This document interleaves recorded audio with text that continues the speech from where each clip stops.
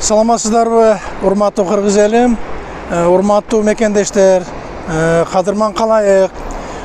Ушул жылдын 2-мартында саат 13:00 отушу менен азыр мен турган Ала Тоо аянтында кыргыз элинин чыган патриот уулу Жапаров Садыр Нуркожоевду колдоо боюнча элдик кыймылдын демилгеси менен уюштурулган тынчтык митинги болот.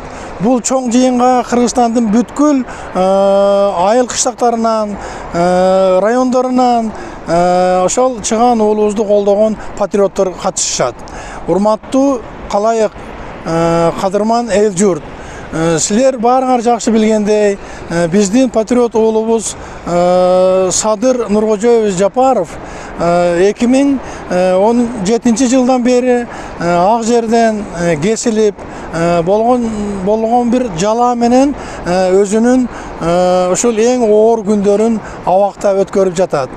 Ал кишинин өзүнүн суранычы боюнча бир топ кайрылуулары президенттин атына жана башка бийлик бутактарына жолдонуп, баягындай ырайым берүү маселеси жана же болсо мунапыс берүү маселеси боюнча кайрылуулары эч кандай бир колдоого алынбай келе жаткандыктан расмий бийлик тарабынан элдин өзүнүн демилгеси, элдин өзүнүн ушул көйгөй маселени жүрөгүнө жакын өткөргөнүнө байланыштуу ушул иш-чара уюштурулуп жатат. Ошондуктан урматтуу мекендештер, бул тынчтык митингине өз каалооңуздар менен келип 2-март саат 13-тө ушул Ала Тоо аянтына келип катышууңуздарды суранабыз. Биздин бир гана талабыбыз болот.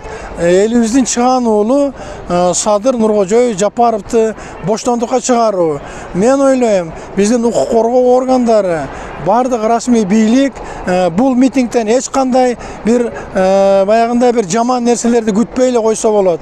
Биздин болгон талабыбыз, болгон каалообуз ошол чыган уулубуз Садыр Нуркожоевич Жапаровду боштондукка чыгаруу. Ошондуктан бардыгыңыздарды дүйшөмбү күнү 2-мартта саат 13-тө Бишкектин Ала Тоо аянтынан күтөбүз. Рахмат.